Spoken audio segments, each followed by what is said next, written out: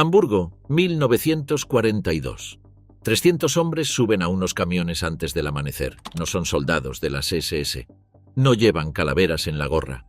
Son policías de mediana edad, padres de familia, antiguos comerciantes, taxistas, obreros portuarios. Ninguno de ellos pidió estar ahí. Antes de que termine ese día, habrán matado a más de 1.500 personas con sus propias manos. No con bombas, no desde la distancia de un avión o la abstracción de una orden firmada en un despacho de Berlín. Con un rifle apoyado en la nuca de un desconocido, a 1 metro de distancia, durante horas. Este es el relato del Batallón de Reserva de Policía 101, una unidad formada por hombres comunes, demasiado mayores para el frente, sin formación ideológica especial, en su mayoría sin afiliación previa al partido nazi, que terminó siendo responsable de la muerte de al menos 83.000 judíos polacos. Disparados, no gaseados, no enviados a una cámara industrial, disparados uno por uno en bosques, patios y plazas de pueblo durante 16 meses entre 1942 y 1943. La pregunta que persigue a los historiadores desde hace 40 años no es cómo los fanáticos cometieron estos crímenes, es cómo lo hicieron los que no lo eran. Esto es Józefów, esto es Lublin. Esto es lo que ocurrió cuando a hombres ordinarios se les dio la orden y la opción de negarse. Hamburgo no era Múnich, no era la cuna del nazismo ni un bastión del fanatismo racial. Era, según los propios registros del partido, una de las ciudades alemanas con menor proporción de afiliados al NSDAP antes de 1933. Puerto comercial, ciudad obrera, con tradición socialdemócrata y comunista fuerte hasta la toma del poder de Hitler. De ahí saldría, una década después, el Batallón de Reserva de Policía 101. La mayoría de sus integrantes nacieron entre 1900 y 1910, hombres que para 1942 rondaban los 35 a 40 años, demasiado mayores para el servicio militar regular de primera línea, pero aptos para la policía. El comandante de la unidad, el mayor Wilhelm Trapp, tenía 53 años. Sus hombres lo llamaban Papa Trapp, con un afecto que sobrevive en los testimonios prestados décadas después ante fiscales de Hamburgo. Trapp había ingresado al partido nazi en diciembre de 1932, antes de la toma del poder, sí, pero no por convicción ideológica temprana en el sentido que se le suele atribuir a los verdaderos creyentes del movimiento. Bajo Trapp estaban 3 capitanes que comandaban cada una de las 3 compañías del batallón. El capitán Wolfgang Hoffmann, el capitán Julius Vollauf, nacido en 1913, graduado de Gymnasium en 1932, miembro de las SS desde joven, y el teniente Hartwig Gnade. Hoffmann y Vollauf representaban algo distinto a Trapp, la generación más joven, mejor educada, más moldeada por el adoctrinamiento nazi desde la adolescencia. Del resto de la tropa, alrededor del 63% procedía de Hamburgo y su área metropolitana. Estibadores, camioneros, empleados de comercio, hombres de extracción obrera y de clase media-baja, con trabajos manuales o de oficina, sin formación militar de combate, sin trayectoria ideológica destacada dentro del aparato nazi.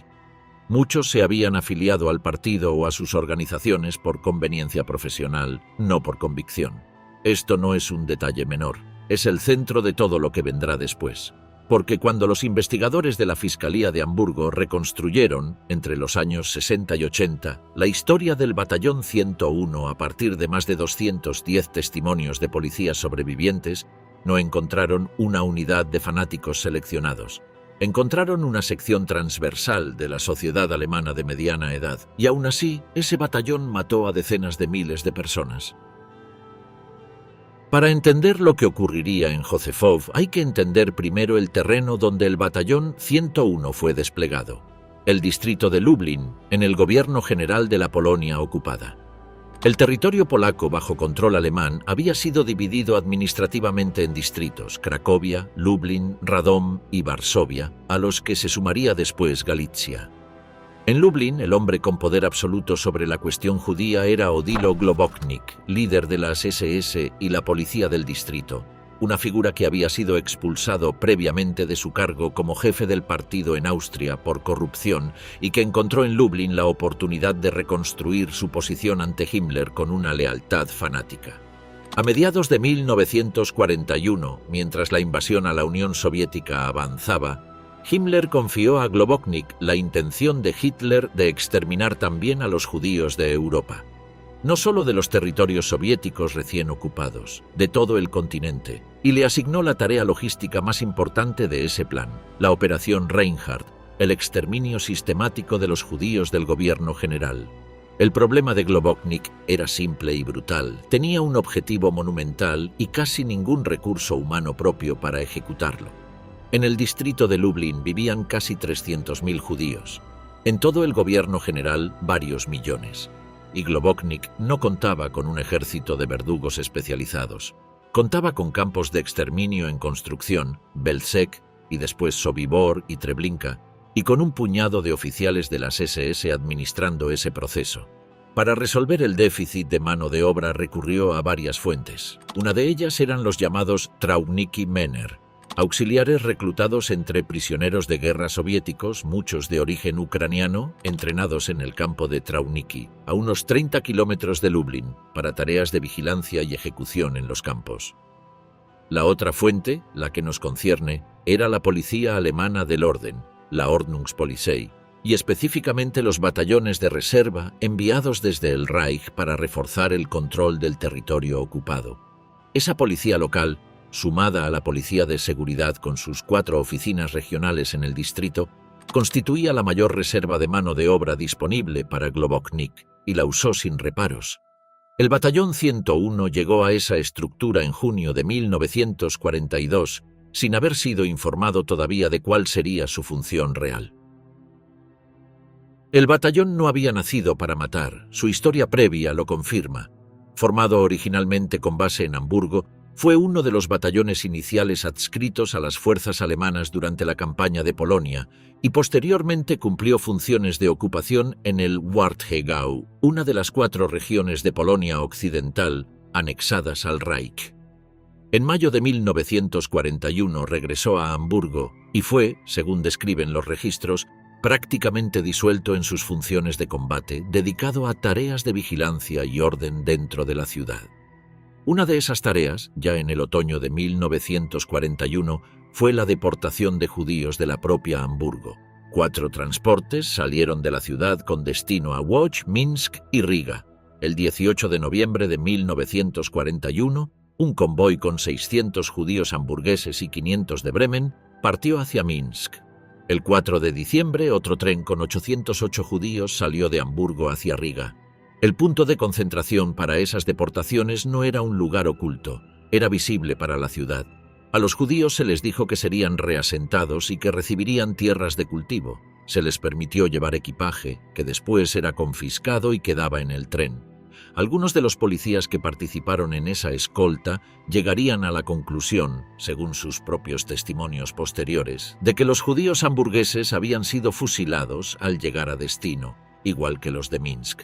El policía Bruno Probst, que escoltó uno de esos transportes, dejaría constancia en su testimonio de posguerra de la inquietud que le generó no volver a tener noticia alguna de aquellas personas. Para junio de 1942, ese mismo batallón, reforzado con reclutas más jóvenes de Hamburgo y de la cercana Wilhelmshaven, aunque con una base humana y un ethos todavía dominado por el elemento hamburgués original, fue trasladado al distrito de Lublin, oficialmente para tareas de seguridad y orden público, en la práctica, para ser incorporado a la maquinaria de la solución final. Ninguno de los 300 hombres que viajaron en aquellos camiones hacia el sur de Polonia sabía, mientras cruzaban la frontera, que en pocas semanas se les ordenaría matar. El convoy salió de madrugada, 2 horas de trayecto entre 1:30 y 2 horas, según los testimonios, hasta llegar a un pueblo típico del este polaco, casas blancas modestas, calles de tierra, una comunidad judía que llevaba siglos asentada ahí. Józefov.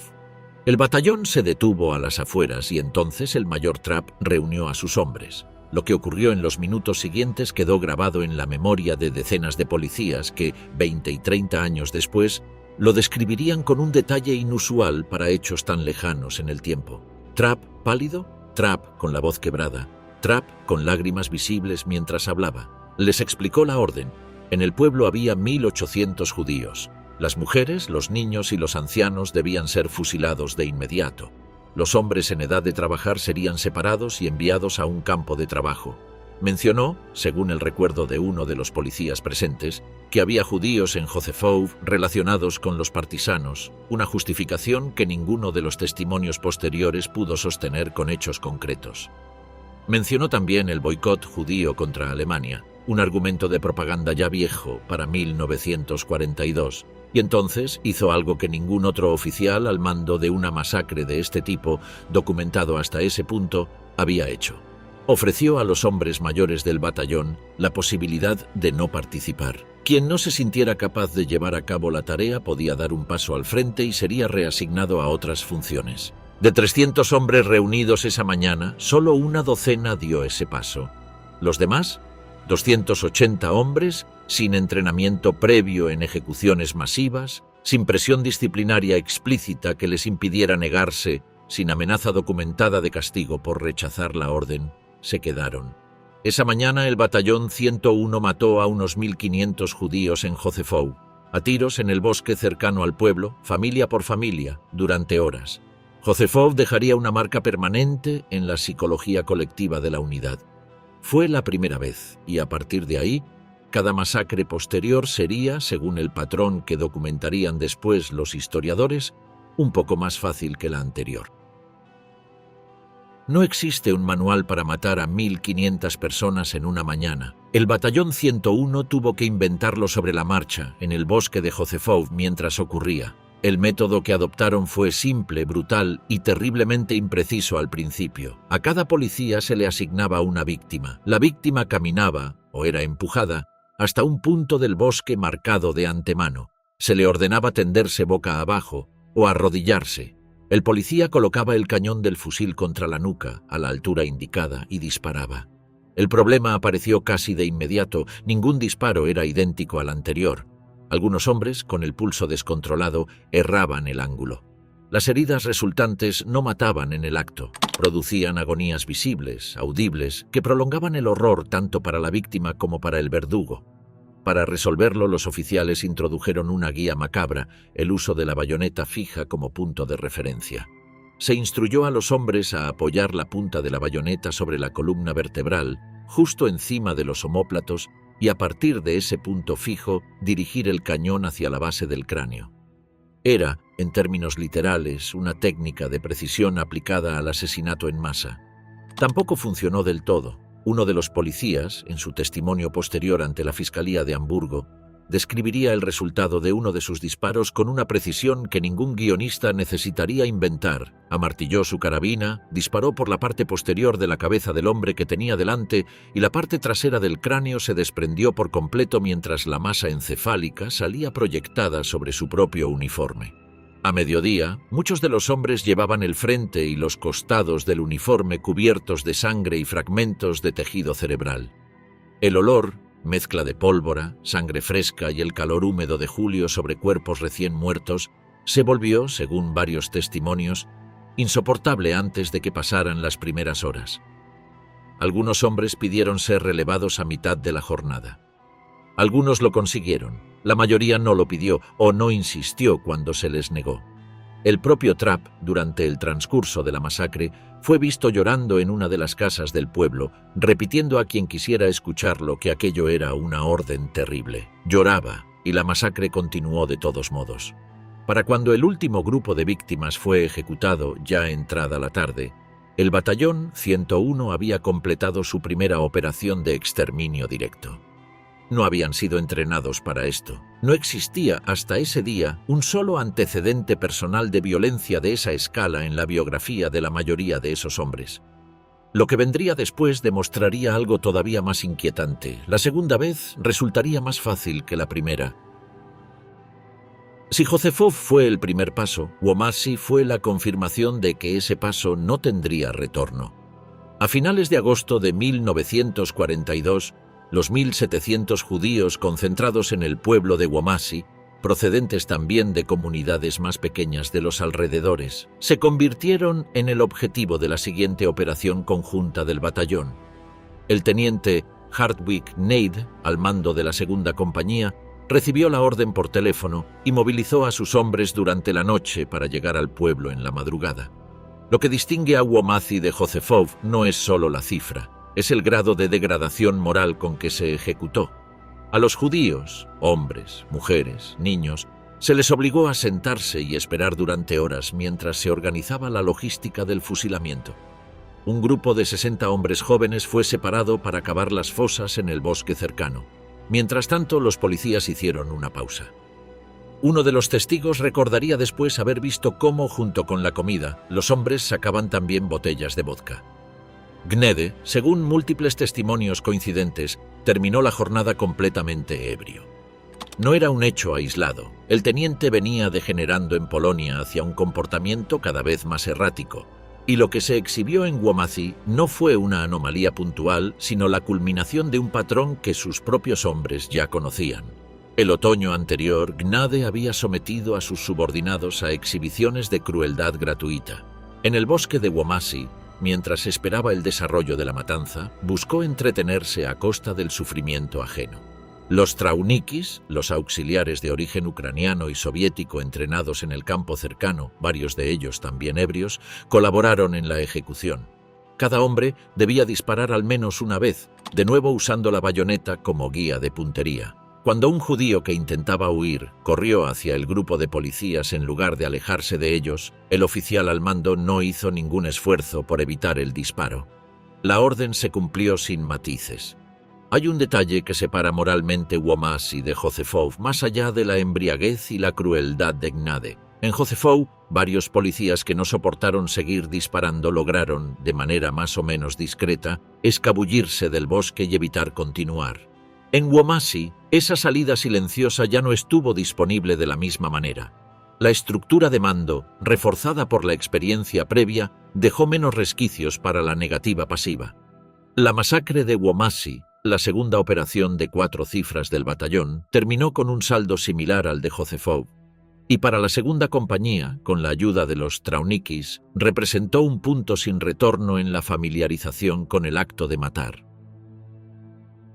A partir de agosto de 1942, la función del batallón empezó a cambiar de naturaleza, aunque no de gravedad. El primer tren de deportación hacia Treblinka había salido de Varsovia la noche del 22 de julio de 1942. El campo, ubicado a unos 110 kilómetros al norte del cuartel general del batallón, fue concebido exclusivamente para el exterminio inmediato, sin selección médica, sin fingimiento de trabajo forzado a largo plazo, sin las etapas que otros campos simulaban. Quien llegaba a Treblinka moría en cuestión de horas. Para Globoknik, Treblinka resolvía un problema logístico crucial. Ya no era necesario fusilar a cada comunidad judía en su propio bosque. Bastaba con concentrarlas, embarcarlas y enviarlas. El trabajo del Batallón 101 pasó entonces, en buena medida, de ejecutor directo a fuerza de contención. Rodear los guetos, forzar a sus habitantes a las estaciones de tren, evitar fugas y disparar a quien se resistiera o no pudiera caminar. El 25 y 26 de agosto de 1942, 11.000 judíos fueron deportados desde Międzyrzec a Treblinka en la mayor operación de deportación que el batallón había presenciado hasta entonces. Międzyrzec era, para ese momento, el gueto más grande del condado de Radzin. Hay un episodio dentro de esta operación que merece mención aparte por lo que revela sobre la normalización del horror entre los propios perpetradores. El capitán Julius Wolauf se había casado apenas semanas antes. Una boda prevista para el 22 de junio que la movilización del batallón estuvo a punto de hacer peligrar. Su esposa lo acompañó a Polonia. Y según los testimonios reunidos después, la llevó consigo a presenciar la operación de deportación de Międzyrzec, una luna de miel con vista a una deportación masiva hacia un campo de exterminio.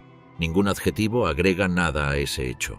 La operación de Międzyrzec fue, según describirían los propios policías años después, de una ferocidad que sobresalía incluso para los estándares ya brutales de 1942. Solo 1.000 judíos del gueto contaban con permisos de trabajo temporal que, en teoría, los protegían de la deportación inmediata. Los demás, miles, no tuvieron esa salvedad. La proporción de muertos durante la propia operación de traslado, sin contar lo que ocurriría después en Treblinka, fue notablemente más alta que en deportaciones anteriores, cercana al 9% de la población deportada frente a cifras muy inferiores en operaciones previas. Las deportaciones a Treblinka continuarían durante semanas. Głogów el 28 de agosto, Varsovia reanudada el 3 de septiembre. Y a lo largo de octubre y noviembre, Międzyrzec sería vaciado y vuelto a llenar una y otra vez como un punto de tránsito permanente. 2.000 judíos el 1 de octubre, 2.000 más desde Głogów, miles más el 6 y el 9 de octubre, otra vez el 27 de octubre, el 7 de noviembre y 3.000 más el 6 de noviembre, mientras el propio gueto de Głogów terminaba de vaciarse. En total, entre agosto y noviembre de 1942, el batallón participó en al menos 8 operaciones de deportación que sumaron unos 15.000 judíos enviados a Treblinka, además de un número adicional, estimado en torno a 1.000 personas, asesinadas directamente durante esas mismas semanas. No todos los hombres del batallón llegaron al mismo punto de complicidad. La historia de Wilhelm Buchmann, teniente de la primera compañía, es la prueba más clara de que negarse, aunque infrecuente, fue posible hasta el final. Buchmann había evitado deliberadamente participar en las operaciones de Międzyrzec y Serokomla, manteniéndose al margen mientras sus compañeros de armas ejecutaban las órdenes. En Serokomla, sin el apoyo experimentado de los auxiliares Hiwis que habían colaborado en Łomża, fue Wołow quien tuvo que organizar la operación de fusilamiento con sus propios hombres de la primera compañía. Talsin fue distinto. No comenzó como una acción contra población judía. Comenzó como una operación de represalia. Un subordinado de apellido Jobst había sido emboscado al regresar de Koch, atravesando el pueblo de Talsin, y resultó muerto.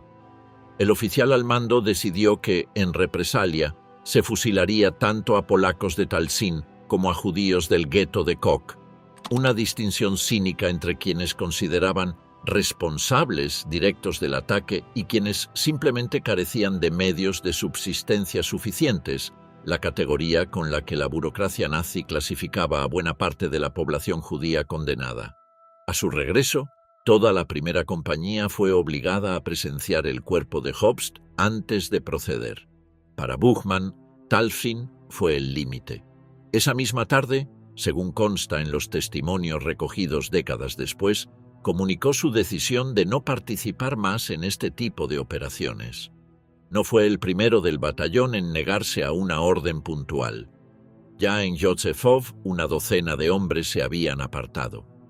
Pero sí representa uno de los casos mejor documentados de un oficial, no de un soldado raso, que tomó esa decisión de manera sostenida. No hay constancia de que Buchmann sufriera una sanción formal grave por ello. Fue transferido, continuó su carrera, sobrevivió a la guerra. Su caso, estudiado después por historiadores, se convertiría en un argumento central dentro del debate académico sobre la masacre. Si negarse era posible, y las consecuencias documentadas para quienes lo hicieron fueron mínimas, que explica que 280 hombres, la inmensa mayoría, no lo hicieran. Para la primavera de 1943, los grandes guetos de la región ya habían sido vaciados, pero quedaban personas, cientos, quizás miles, escondidas en graneros, sótanos, bosques y madrigueras improvisadas a lo largo del distrito de Lublin. Los propios hombres del batallón 101 bautizaron, sin ironía aparente, esta nueva fase de su misión, la Judenjagd, la caza del judío. No era una expresión oficial del mando central. Era el término que los propios policías usaban entre ellos para describir lo que se había convertido en su rutina diaria. La forma más común de la caza no era una operación masiva con camiones y trenes. Era la patrulla pequeña, de 3 o 4 hombres, internándose en el bosque siguiendo un rastro, una denuncia de un vecino polaco, el humo de una hoguera mal apagada, las huellas en la nieve. Uno de los policías llegó a describir esta tarea en su testimonio posterior con una expresión escalofriante por su naturalidad. La llamó el pan de cada día. Otro coincidiría: las cacerías se habían convertido en la tarea principal del batallón y, en consecuencia, en su rutina cotidiana. Hay un matiz que distingue esta fase de las masacres masivas de 1942. En Józefov o Łomázy, las víctimas eran una masa anónima, procesada en cadena, sin que el verdugo necesariamente cruzara una mirada prolongada con la persona a la que iba a matar. En la Judenjagd eso cambiaba. El policía encontraba a su víctima escondida, a menudo sola o en grupos familiares pequeños, y la enfrentaba cara a cara antes de disparar. No todos los hombres participaron con el mismo entusiasmo. El testimonio de un sargento de apellido Michelson reveló algo notable sobre la estructura de mando en esta etapa. Ningún superior, según recordaba, se le acercó jamás para presionarlo directamente a sumarse a una patrulla de caza. La participación, en muchos casos, se solicitaba mediante una simple pregunta a voluntarios, y la mayoría de las veces había suficientes voluntarios.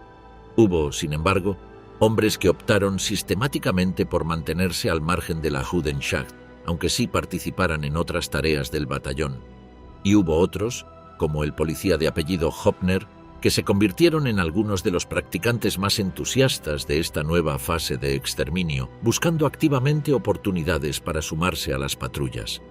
Las compañías de caza especiales, los llamados Jagdzüge, pelotones formados específicamente para intensificar la búsqueda de fugitivos, se sumaron al esfuerzo, coordinados en buena medida a partir de delaciones de la población polaca local, atraída por recompensas o por miedo a las represalias si se descubría que habían ocultado a alguien. Las cifras de esta fase son, por su propia naturaleza dispersa, más difíciles de reconstruir que las de las grandes masacres documentadas. Pero los registros de un solo pelotón de caza durante su periodo de mayor actividad arrojan un promedio cercano a 14 judíos asesinados por día. Multiplicado por meses y por varios pelotones operando en paralelo, la Judenjagd añadió a la cuenta del batallón al menos 1000 víctimas adicionales, según las estimaciones mínimas reconstruidas en los archivos judiciales de posguerra. No fueron 1000 vidas anónimas perdidas en una mañana de bosque colectivo. Fueron 1000 decisiones individuales, repetidas, tomadas una y otra vez por hombres que para entonces ya sabían exactamente lo que estaban haciendo. Cuando se suman todas las fases de la actuación del Batallón 101 entre julio de 1942 y noviembre de 1943, el resultado es una cifra que resulta casi imposible de reconciliar con el tamaño de la unidad responsable. Un batallón de menos de 500 hombres en su nómina activa en cualquier momento dado, contando rotaciones, bajas y reemplazos, fue responsable, según la reconstrucción más exhaustiva disponible a partir de los archivos judiciales de Hamburgo, de al menos 30.500 judíos fusilados directamente en operaciones de exterminio masivo, a los que se suma un mínimo de 1000 personas más asesinadas durante la Judenjagd. Eso arroja una cifra mínima de 38.000 muertes causadas de manera directa, con disparo a quemarropa, por los propios integrantes de la unidad. A esa cifra hay que sumar la participación del batallón en el proceso de deportación. Al menos 45.000 judíos más fueron enviados en trenes hacia Treblinka bajo la custodia, vigilancia y coordinación logística de estos mismos hombres, sabiendo, para entonces, sin ambigüedad posible, cuál era el destino final de esos convoyes. El total combinado: al menos 83.000 seres humanos, muertos por la acción directa o la complicidad logística de un único batallón de reserva de la policía alemana, formado mayoritariamente por hombres de Hamburgo sin trayectoria ideológica destacada, sin entrenamiento militar de combate y con un comandante que lloró frente a ellos la primera vez que les dio la orden de matar. Para ponerlo en perspectiva, 83.000 es una cifra superior a la población de muchas ciudades medianas, y fue alcanzada, en su inmensa mayoría, no por la abstracción industrial de una cámara de gas, sino por el contacto físico directo entre verdugo y víctima, repetido miles de veces durante 16 meses. Volvamos a Józefov. Hay una capa de la masacre que merece su propio espacio porque revela algo sobre la maquinaria burocrática que convivía, sin contradicción aparente, con el caos del exterminio. Antes de que comenzaran los disparos, el primer teniente Hagen, adjunto de Trapp, presidió un proceso de selección entre la población judía reunida en la plaza del pueblo. A través de un intérprete, llamó a los artesanos y a los hombres en edad de trabajar. Esos hombres, separados de sus familias sin que se les explicara con claridad qué les esperaba a ellas, fueron retenidos a un lado, marcados como judíos de trabajo, destinados en teoría a un campo de mano de obra. Antes de que esos hombres terminaran de ser conducidos fuera de Josefou a pie, ya se escuchaban las primeras salvas de disparos desde el bosque. Un policía que marchaba junto a ellos recordaría, en su declaración judicial, que tras la primera ronda de tiros surgió entre los hombres una inquietud profunda. Ya sabían, sin que nadie se los confirmara, lo que estaba ocurriendo del otro lado del bosque con sus esposas e hijos. El teniente Buchmann, el mismo oficial que más tarde en Talsin se negaría definitivamente a seguir participando, ya había mostrado renuencia esa misma mañana. Al enterarse de la masacre inminente, le manifestó a Hagen que no estaba dispuesto a tomar parte. Pidió otra asignación. Hagen se la concedió, lo puso a cargo de escoltar precisamente a ese grupo de judíos de trabajo junto con un contingente de policías luxemburgueses adscritos al batallón, lejos del bosque donde ocurriría el fusilamiento. No todos los que pidieron quedar al margen lo consiguieron con la misma facilidad. Un sargento que se quejó de haber quedado relegado a vigilar el cuartel en Biugoraj recibió por respuesta, de manera lacónica, que debía conformarse con lo que le había tocado. El sargento Heinrich Steinmetz, al mando del tercer pelotón, advirtió a sus hombres esa madrugada sobre lo que se avecinaba. Algunos recordarían después rumores de que se repartirían látigos, aunque la mayoría de los testimonios no confirma ese detalle. Las órdenes específicas de asignación a cada pelotón fueron transmitidas por el sargento mayor Kammer. El sargento mayor Kammer condujo al primer contingente de policías y judíos por el sendero del bosque. Fue él quien, a lo largo de toda la jornada, se encargó personalmente de seleccionar los puntos exactos donde se realizarían las ejecuciones. Bajo sus órdenes, los primeros pelotones de fusilamiento dispararon en sincronía, pero Kammer también fue, paradójicamente, la figura a la que varios hombres recurrieron cuando ya no pudieron continuar. Uno de los policías se acercó a él. Lo conocía bien, eran cercanos dentro de la estructura del batallón, y le confesó que la tarea le resultaba repugnante, pidiendo ser relevado. Kammer accedió sin objeciones. A lo largo del día, varios hombres más que tenían trato cercano con Kammer repitieron la misma solicitud. En un momento dado, un grupo entero de policías se le acercó para decirle directamente que no podían seguir. Algunos pidieron ser transferidos a las órdenes del capitán Bolauf en lugar de continuar bajo Kammer, alegando que ellos también tenían esposas e hijos en casa, como si esa fuera la frontera moral que finalmente los detenía. Kammer no solo liberó a esos hombres de la tarea, relevó también a un número adicional de policías mayores, permitiéndoles regresar antes de tiempo al cuartel de Biugorai sin que conste sanción alguna contra ellos por la decisión. Este detalle, documentado, verificado, repetido en múltiples testimonios independientes, es uno de los más incómodos de todo el expediente. La salida existía, algunos hombres la tomaron, y quienes la tomaron no sufrieron, según el propio registro judicial, consecuencias disciplinarias significativas. El segundo pelotón, bajo el mando del teniente Drucker, y el grueso del tercer pelotón de Steinmetz fueron quienes sostuvieron el ritmo de la matanza durante la mayor parte del día. Drucker dividió a sus hombres en pequeños grupos de tiradores. A diferencia de Kammer, mantuvo a un núcleo reducido de policías disparando de manera continua, rotando solo a quienes mostraban signos evidentes de colapso físico o psicológico. Hans Dettelmann, un barbero de 40 años, fue uno de los hombres asignados a ese núcleo. En su testimonio describiría cómo, tras la primera ejecución, se alejó por su cuenta y buscó al teniente Drucker para pedir ser relevado.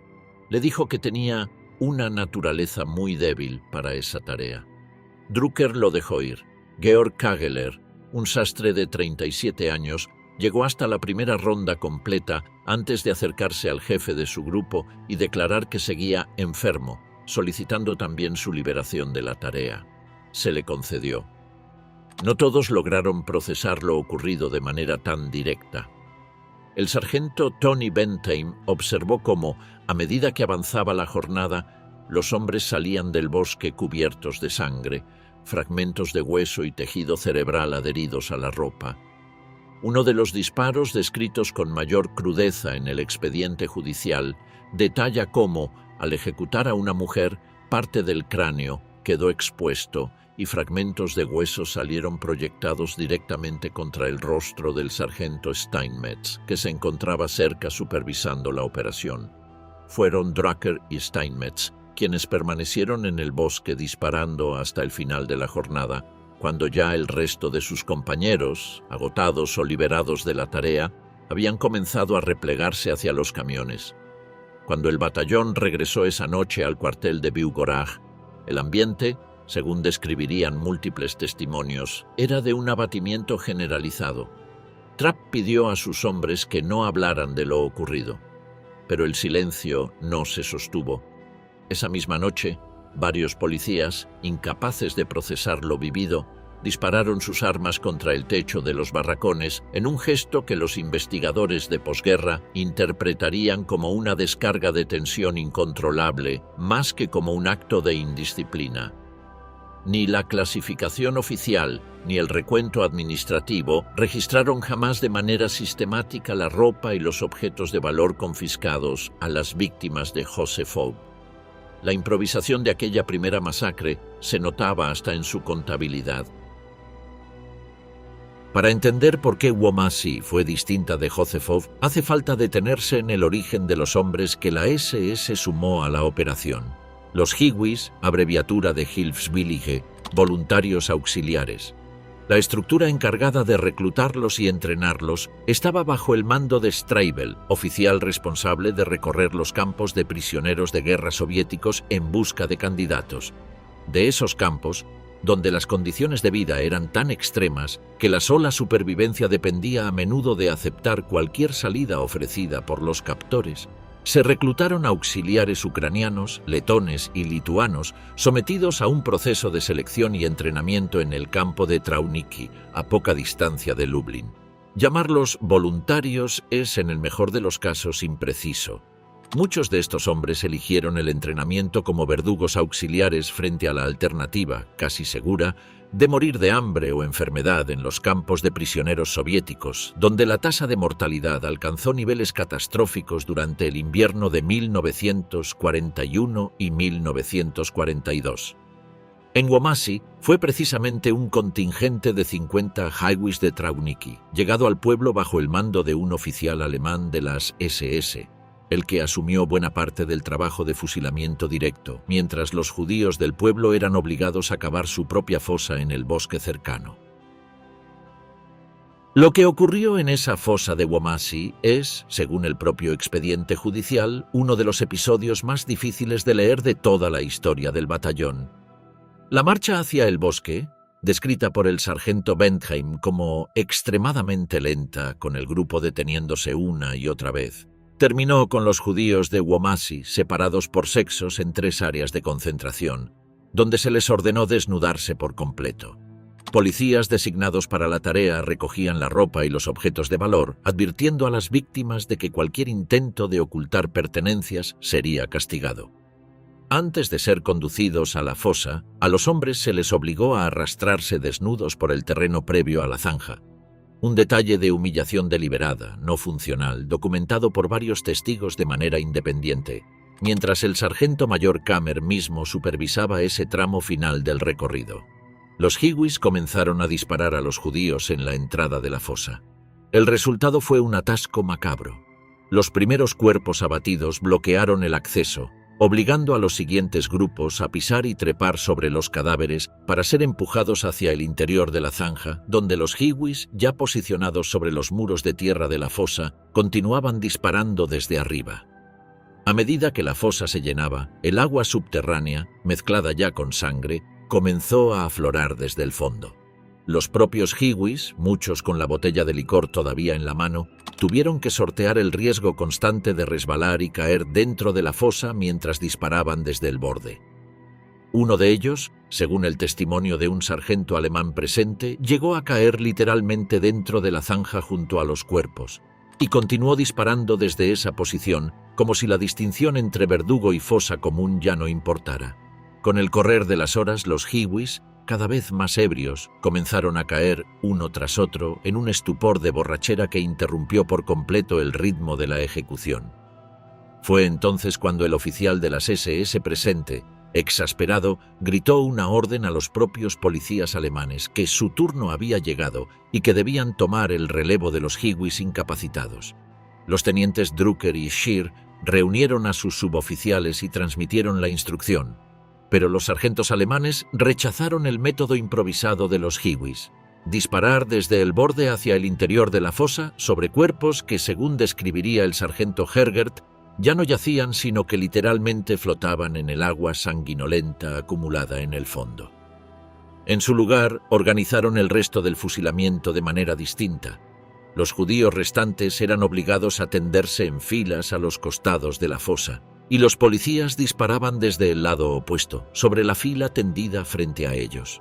Cuando los Hiwis, todavía aturdidos por el alcohol, lograron reincorporarse parcialmente, retomaron el disparo junto a los policías alemanes. Los últimos judíos, retenidos aparte, utilizados forzosamente para cubrir con tierra el cuerpo de las víctimas ya caídas, fueron finalmente también fusilados. La delgada capa de tierra que cubrió la fosa, según anotaría el propio expediente, siguió moviéndose durante un tiempo después de terminada la operación. Psicológicamente, el peso de Womasi recayó de manera desigual sobre los policías alemanes. Según el testimonio de Bentheim, sus hombres dispararon en una proporción mucho menor que en Josefov porque los Hiwis asumieron la mayor parte de la carga. Incluso los policías que sí tuvieron que disparar, reemplazando a los Hiwis caídos por la bebida durante varios tramos de la jornada, relatarían después un desgaste psicológico menor que el de la primera masacre, simplemente porque no estuvieron expuestos al proceso completo de principio a fin. Hubo, sin embargo, hombres que sí decidieron exponerse a un riesgo adicional, ajeno a la orden directa. Kageler, el mismo sastre que en Josefov había pedido ser relevado tras la primera ronda, afirmaría haber custodiado en 2 ocasiones distintas el perímetro del bosque, específicamente para impedir que judíos que lograban escapar de las áreas de desvestimiento fueran abatidos al huir hacia el límite forestal. Un compañero suyo, de apellido Metzger, hizo lo mismo. Ninguno de los dos recibió jamás reconocimiento alguno por ello, y el propio expediente judicial es cauteloso al evaluar hasta qué punto esas acciones implicaron un riesgo real para quienes las llevaron a cabo.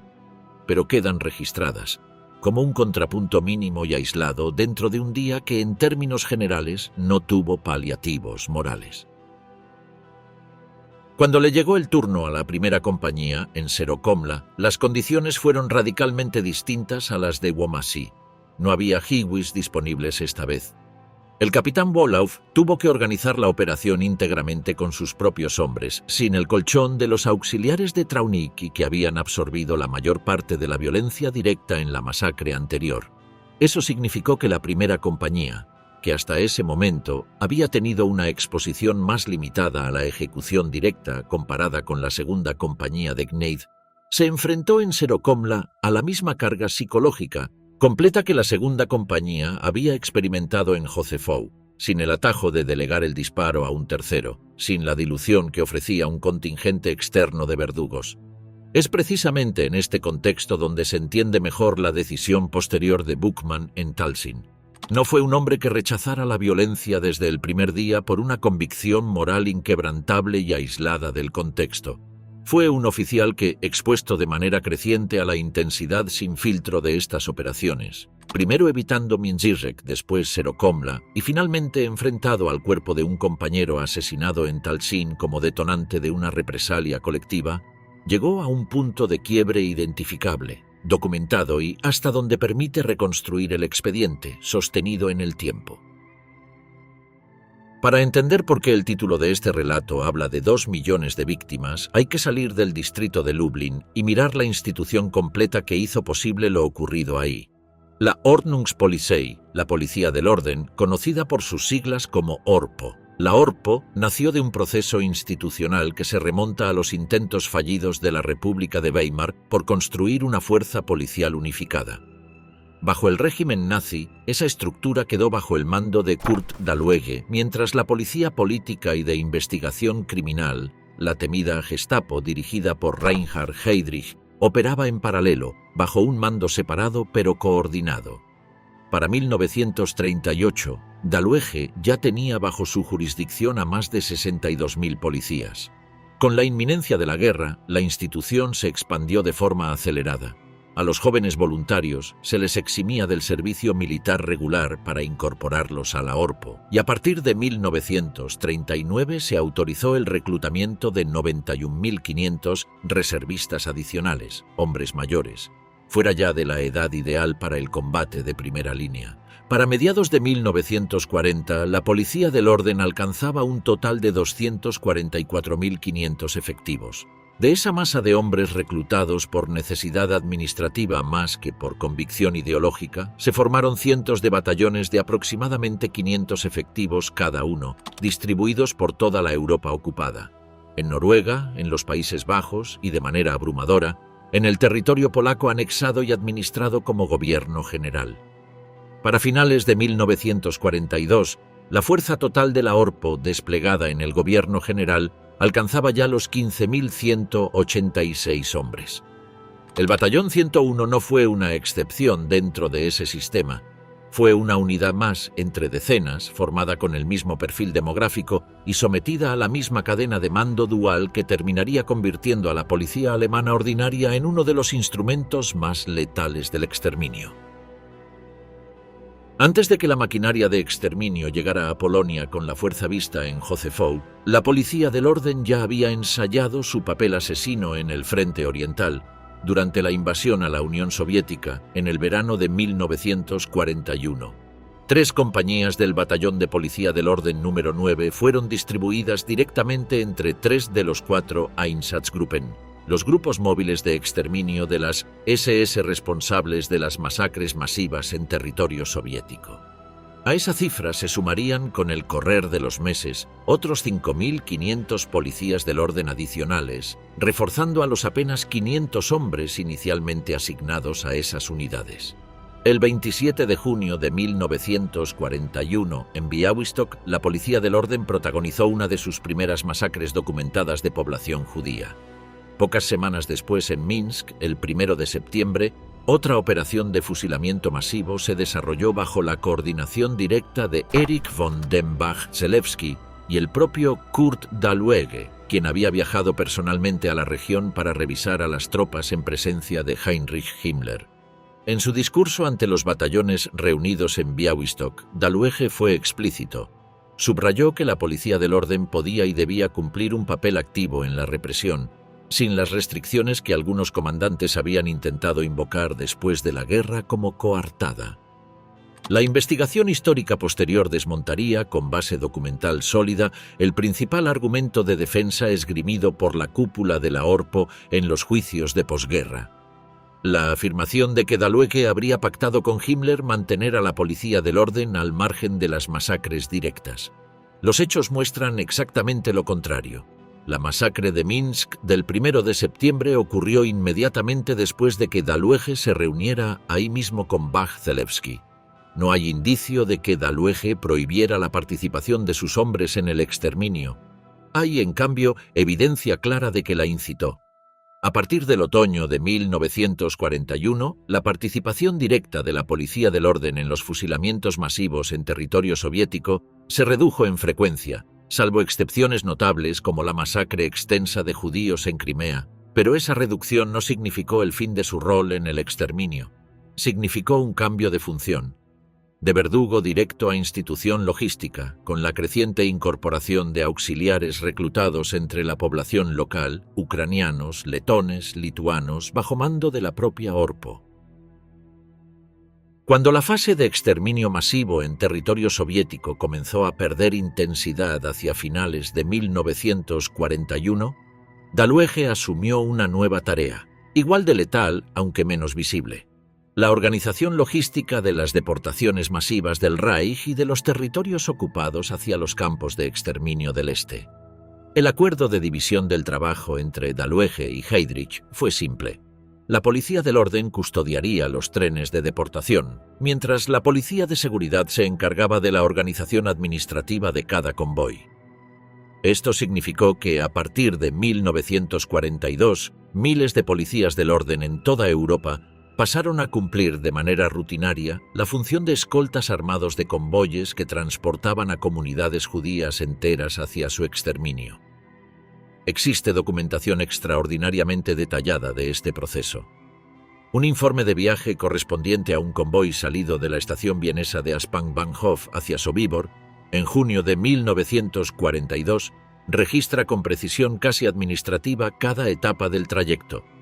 La salida de Viena a las 6:30 de la madrugada del 20 de junio, el desvío de la ruta original, que debía dirigirse a Izbica pero terminó redirigida a Sobibor, el paso por Kielce, Radom, Demblin, Lublin y Chełm, y la llegada al campo el 17 de junio a las 8:05 de la mañana, donde el comandante del campo, el primer teniente Stangl, recibió personalmente el transporte. En ese mismo informe se detalla cómo, en el campo de Trauniki, a unos 30 kilómetros de Lublin, se desviaron del convoy los vagones de equipaje y los suministros de comida, separados deliberadamente de los 949 judíos que, según consta en el documento, fueron remitidos a un supuesto campo de trabajo en Sobibor.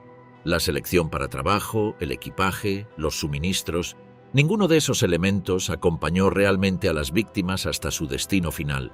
En Sobibor, las cámaras de gas se encontraban a poca distancia de la estación de descarga. Otro informe, correspondiente a un transporte organizado por un capitán de la Policía del Orden del Batallón de Reserva 133 desde Kołomija, en Galicia, hacia Bełżec, documenta con el mismo tono burocrático impasible las dificultades del trayecto. El calor extremo que obligó a los deportados a desvestirse dentro de los vagones sellados, las paradas forzadas, los heridos por el hacinamiento, las peticiones reiteradas al maquinista para acelerar la marcha que nunca fueron atendidas a tiempo. El informe describe la llegada del convoy a Bełżec a las 6:45 de la tarde y concluye, sin matiz alguno, que la colaboración entre las distintas unidades de la Policía del Orden involucradas en la operación había sido buena y sin fricciones. Ningún participante en esos hechos, según concluiría después la investigación histórica, podía albergar duda razonable sobre lo que esperaba a esos convoyes en Bełżec. Las cámaras de gas del campo llevaban operando desde mediados de marzo de 1942. Es en esta estructura logística masiva, replicada en cientos de operaciones similares a lo largo de toda la Europa ocupada por el Reich, donde se origina la cifra que da título a este relato. No son las 83.000 víctimas directas del Batallón 101 las que explican los 2 millones. Es la multiplicación de esa misma lógica, batallones de 500 hombres, reclutados entre la población civil alemana de mediana edad, operando bajo la misma cadena de mando dual entre la Orpo y la Policía de Seguridad, repetida en docenas de distritos a lo largo de varios años, lo que permitió que el sistema de exterminio de la Operación Reinhardt y sus equivalentes en territorio soviético alcanzara una magnitud de millones de muertos. La operación que dio nombre y estructura a todo este sistema, bautizada Operación Reinhardt en homenaje a Heydrich tras su asesinato en Praga en 1942, estuvo dirigida en el terreno por Odilo Globoknik, con la colaboración directa de Christian Wirth, encargado de supervisar el funcionamiento técnico de los 3 campos de exterminio: Bełżec, Sobibor y Treblinka. Las cámaras de gas de Bełżec comenzaron a operar a gran escala desde mediados de marzo de 1942. Sobibor y Treblinka, construidos también bajo la coordinación de Globoknik, entrarían en funcionamiento en los meses siguientes, completando una red diseñada con un único propósito: la destrucción física de la totalidad de la población judía del gobierno general, estimada en varios millones de personas. Cuando Wirth y su adjunto Josef Oberhauser corrieron personalmente hasta Treblinka en agosto de 1942 para resolver un cuello de botella logístico que amenazaba con frenar el ritmo de las deportaciones desde Międzyrzec y otras localidades del norte de Lublin, lo hicieron con la misma urgencia administrativa con la que cualquier gestor industrial habría atendido un problema de producción.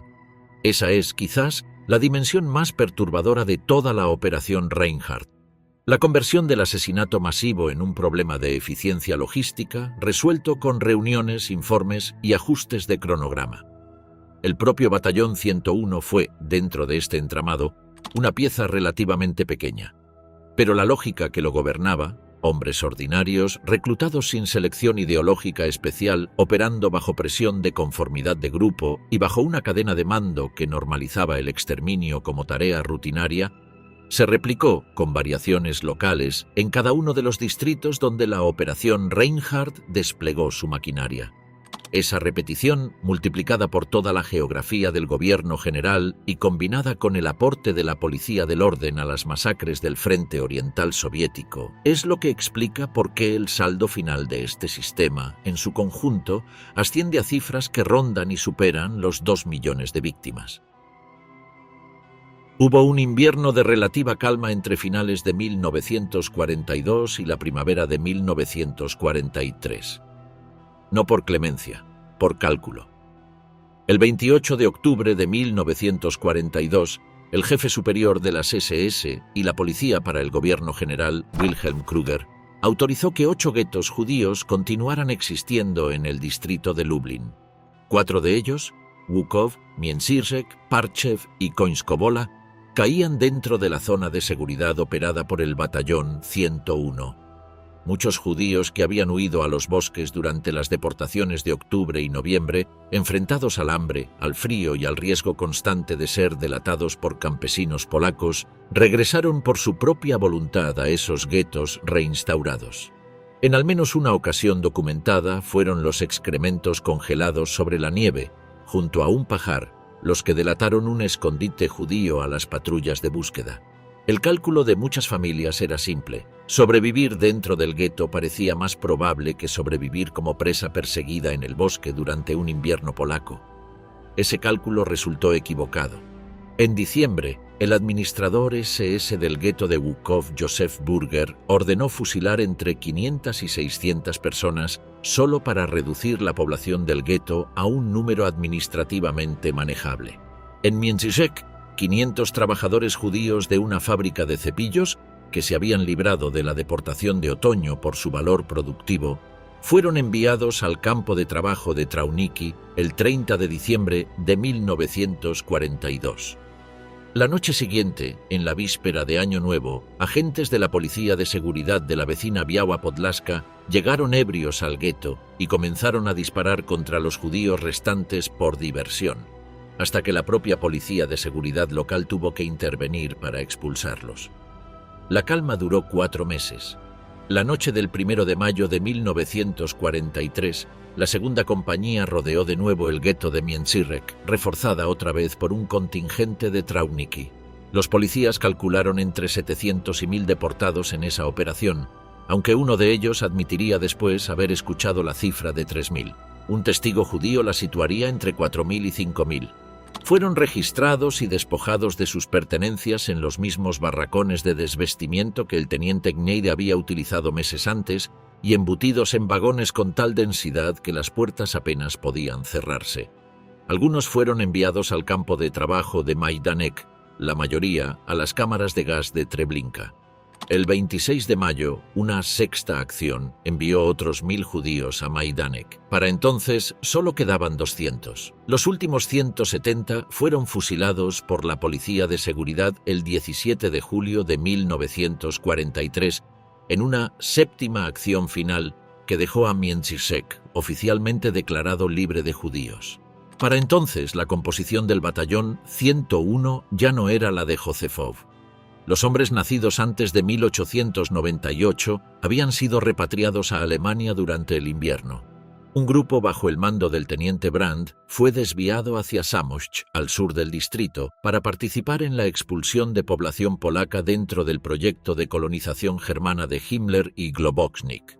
Suboficiales jóvenes fueron transferidos a las Waffen-SS. Gnade fue reasignado a Lublin para formar una compañía especial de guardia, llevándose consigo al sargento Steinmetz. El teniente Scheer pasó a comandar uno de los nuevos pelotones de persecución dedicados a intensificar la caza de partidas partisanas. La unidad recibió refuerzos, entre ellos un grupo de berlineses para reforzar a la mermada segunda compañía, pero nunca volvió a operar a plena capacidad. Por esa rotación constante, solo una fracción de los hombres que habían disparado en Josefou seguía en el batallón cuando llegó, en noviembre de 1943, la operación que cerraría su participación en el exterminio, Erntefest, la fiesta de la cosecha. Fue la mayor operación de asesinato alemán contra población judía en toda la guerra. Con un saldo de 42.000 víctimas en el distrito de Lublin en una sola jornada, Erntefest superó incluso a la masacre de Babi Yar, donde más de 33.000 judíos habían sido fusilados a las afueras de Kiev en septiembre de 1941.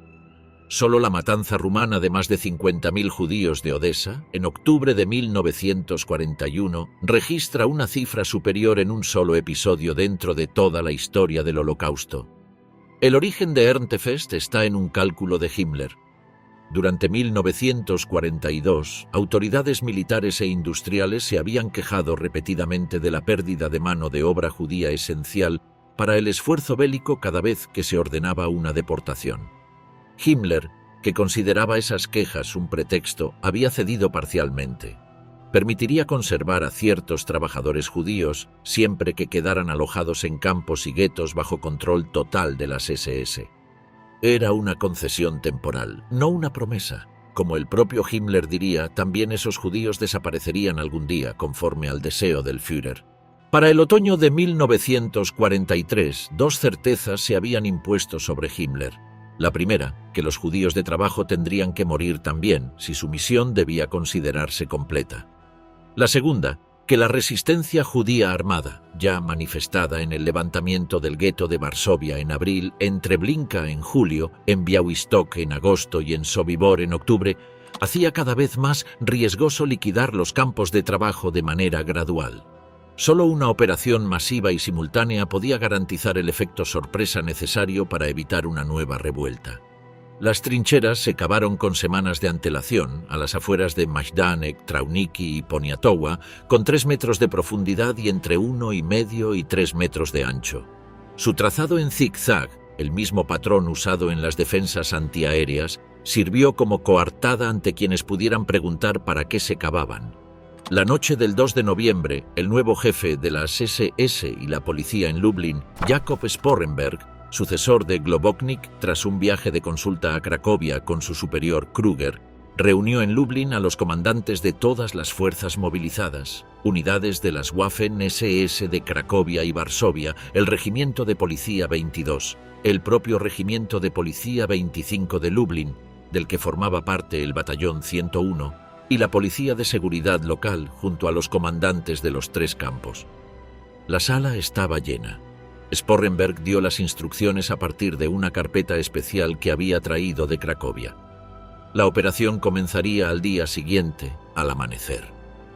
El Batallón 101 llegó a Lublin el 2 de noviembre. Es presumible que Trapp asistiera personalmente a la reunión de Sporrenberg y pasó la noche alojado en la capital del distrito. Antes del amanecer del 3 de noviembre, los hombres ocuparon sus posiciones. Uno de los grupos del batallón participó en la marcha de judíos desde los pequeños campos de trabajo dispersos por los alrededores de Lublin hasta el campo de concentración de Majdanek. Otro grupo, al enterarse de lo que ya se rumoreaba como inconcebible, decidió ir a comprobarlo por sí mismo. El sargento mayor Carlsen y sus hombres llegaron al lugar cuando el trabajo ya estaba terminado. Un oficial de las SS, con una cortesía macabra, los condujo hasta las fosas y les mostró la parrilla de incineración improvisada con rieles de hierro de 4 por 8 metros, donde se quemarían después los cuerpos. Cuando terminó la jornada, el distrito de Lublin había quedado en la práctica administrativa del régimen completamente libre de judíos, y la participación del batallón 101 en la solución final había llegado a su fin. La guerra para el Batallón 101 no terminó con Erntefest. En los últimos meses del conflicto, sus hombres se vieron cada vez más involucrados en combates directos contra partisanos y tropas regulares soviéticas en retirada. En la primavera de 1943, el primer teniente Hagen, el mismo oficial que había presidido la selección de judíos de trabajo en Josefou, murió por el disparo accidental de un compañero. En el último año de la guerra, las bajas entre los oficiales se multiplicaron. Los tenientes Neitz, Hopner y Peters cayeron en combate. El teniente Drucker regresó a Alemania herido. El propio mayor Trapp fue repatriado a comienzos de 1944. Algunos hombres cayeron prisioneros del avance soviético. La mayoría logró regresar a Alemania antes del colapso final del Reich. Lo que vino después es quizás el capítulo más incómodo de toda esta historia. Muchos retomaron sus oficios civiles de antes de la guerra, pero para los dos capitanes de las SS, Hoffmann y Bolauf, y para 12 de los 32 suboficiales documentados en la muestra judicial, el regreso significó continuar su carrera dentro de la propia policía alemana de posguerra. Otros 12 hombres de la tropa rasa, de una muestra de 174, también hicieron carrera policial usando su experiencia como reservistas. Los interrogatorios de los años 60 apenas dejan constancia de cómo fue posible esa continuidad casi sin fricción. Hoffmann, pese a su pasado en las SS, sufrió solo un breve periodo de internamiento británico. Fue interrogado por autoridades polacas, liberado, y se reincorporó de inmediato a la policía de Hamburgo. La ironía más amarga de todo el expediente es esta. No fueron los oficiales más comprometidos ideológicamente con las SS quienes pagaron el precio judicial más alto por lo ocurrido en Polonia. Fueron Trapp y Buchmann. Uno de los policías que había integrado el pelotón de fusilamiento en Talsin fue denunciado por su propia esposa, de la que estaba separado. Bajo interrogatorio, delató a su excomandante de batallón, Trapp, a su excapitán de compañía, Buchmann, y a su exsargento mayor, Kammer. Los tres fueron extraditados a Polonia en octubre de 1947. El 6 de julio de 1948, en la ciudad de Siedlce, se celebró un juicio de un solo día, centrado exclusivamente en el fusilamiento de represalia de 78 civiles polacos en Talsin, sin abordar en absoluto las masacres, muchísimo más numerosas, cometidas contra la población judía. El policía denunciante y Trapp fueron condenados a muerte y ejecutados en diciembre de 1948. Buchmann recibió 8 años de prisión, Kammer 3. El hombre que había llorado frente a sus tropas antes de Josefou y el hombre que se había negado a seguir matando después de Talsin terminaron procesados por el mismo tribunal, por el mismo episodio menor frente a la escala real de lo ocurrido, mientras los verdaderos arquitectos ideológicos de la unidad regresaban sin obstáculos a sus carreras policiales en la Alemania occidental de posguerra. El batallón 101 no volvería a enfrentar investigación judicial hasta los años 60, cuando la Zentrale Stelle der Landesjustizverwaltungen, el organismo central creado en 1958 en Ludwigsburg para coordinar la persecución de crímenes nazis en toda la República Federal, encontró testigos vinculados al distrito de Lublin que llevaron el caso en 1962 a la Fiscalía de Hamburgo, donde residía la mayoría de los antiguos miembros del batallón. Entre finales de 1962 y comienzos de 1967, 210 antiguos integrantes fueron interrogados, varios de ellos más de una vez. 14 hombres fueron formalmente acusados, los capitanes Hoffmann y Bolauf, el teniente Drucker, los sargentos Steinmetz, Bentheim, Beckemeyer y Grund, los cabos Grafmann y Mailer y 5 policías rasos. El juicio comenzó en octubre de 1967 y el veredicto llegó en abril del año siguiente. Hoffmann, Bolauf y Drucker fueron condenados a 8 años, Bentheim a 6, Beckemeyer a 5. Grafmann y los 5 policías rasos fueron declarados culpables, pero bajo una disposición del Código Penal de 1940 vigente al momento de los hechos, aplicada precisamente para evitar la crítica de retroactividad que había pesado sobre los juicios de Nuremberg, el tribunal optó por no imponerles condena. Grund, Steinmetz y Meller fueron excluidos del veredicto por motivos de salud. Un largo proceso de apelación concluyó en 1972.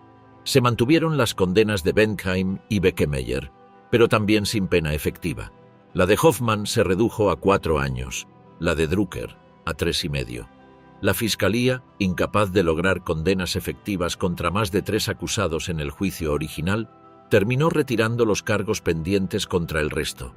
Por insuficiente que parezca este resultado frente a 83.000 muertes, conviene tener presente un dato que lo vuelve aún más perturbador. La investigación del Batallón 101 Fue una de las pocas, dentro de todo el universo de batallones de la Policía del Orden involucrados en el exterminio, que llegó siquiera a juicio.